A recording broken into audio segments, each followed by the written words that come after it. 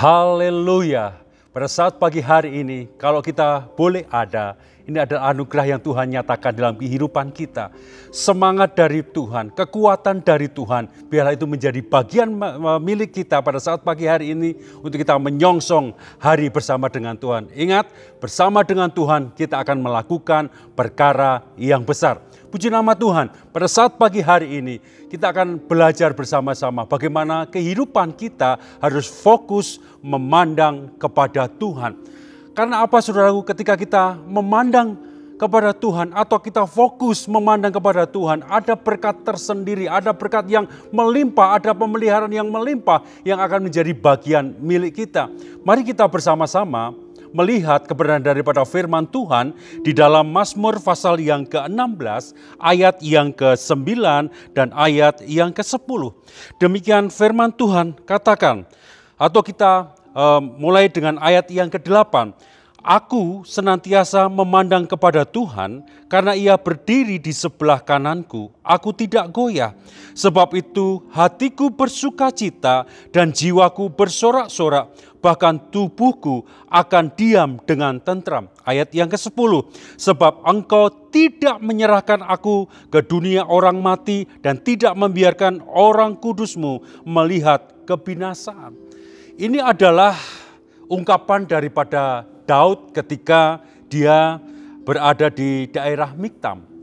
Nah, kalau kita lihat kondisi atau kita lihat sejarah saudaraku di dalam Mazmur pasal yang ke-16 ini, situasinya adalah bagaimana penulis daripada Mazmur 16 ini Daud, yaitu ada sukacita. Sukacita karena orang ini setia dan orang ini menggambarkan kepercayaan kepada Tuhan sehingga timbul sukacita yang luar biasa. Sukacita itu timbul karena iman, sukacita itu timbul karena kesetiaannya kepada Tuhan. Ada hal yang menarik di sini ketika kita memperbandingkan dengan terjemahan lain, ada ungkapan seperti ini. Aku selalu menempatkan Tuhan di hadapanku karena Dia di sebelah kanan. Saya tidak akan bergerak, karena itu hatiku senang dan kemuliaanku adalah bersukacita. Dagingku juga akan beristirahat dengan harapan. Jadi saudaraku, ketika sukacita itu muncul, bukan karena keadaan tenang-tenang saja, bukan karena ekonomi kita aman-aman saja, tetapi sukacita itu muncul karena apa? Karena selalu fokus memandang kepada Tuhan. Di sini Daud begitu mengandalkan Tuhan.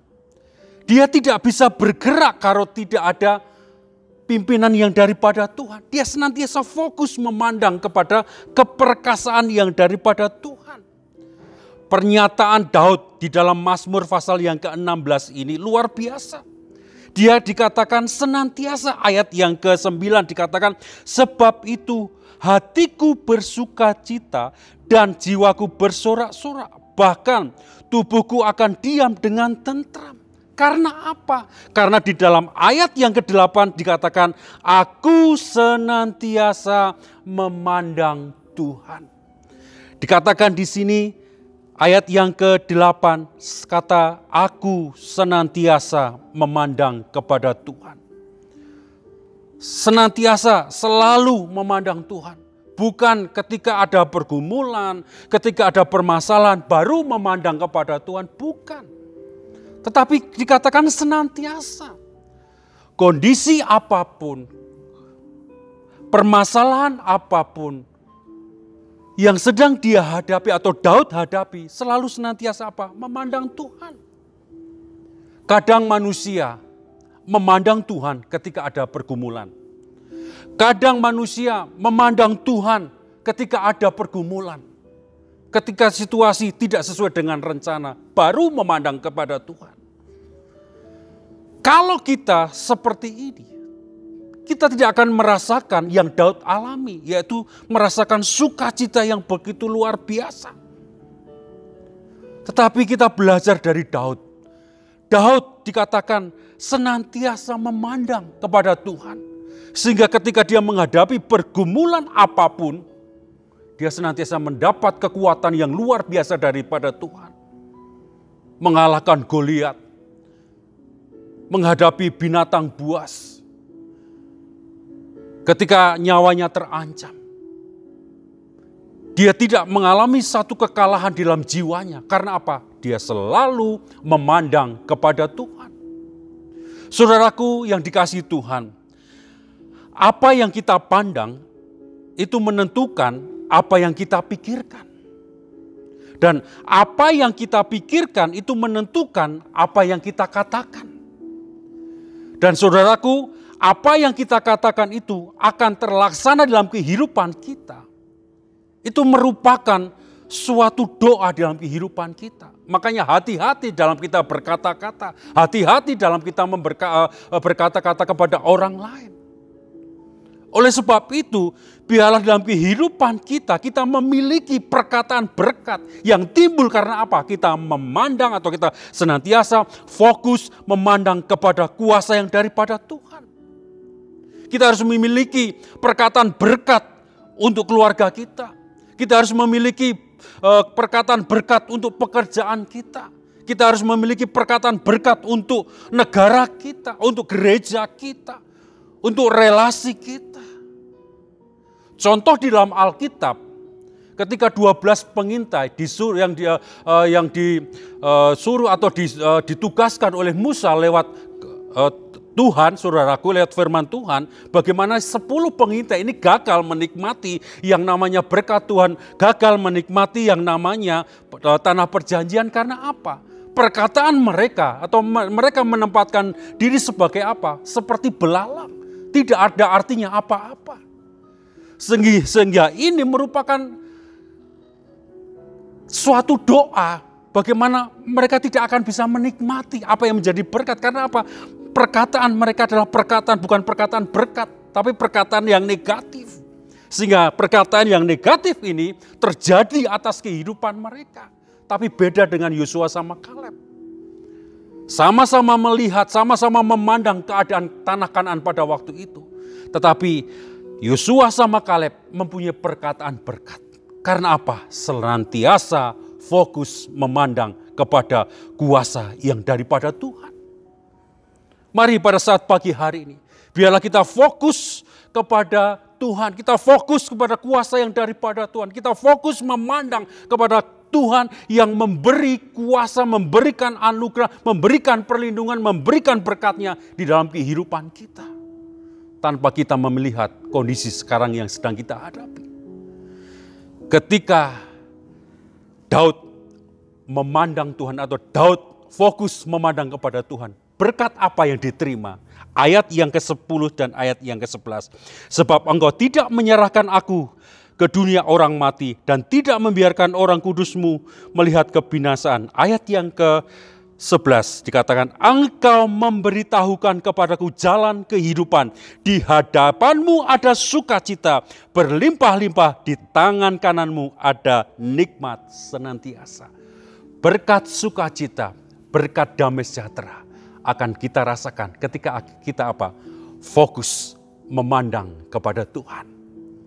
Bukankah firman Tuhan katakan, apa yang tidak pernah kita lihat, apa yang tidak pernah kita pikirkan, apa yang tidak pernah timbul di dalam hati kita, yang Tuhan nyatakan di dalam kehidupan kita.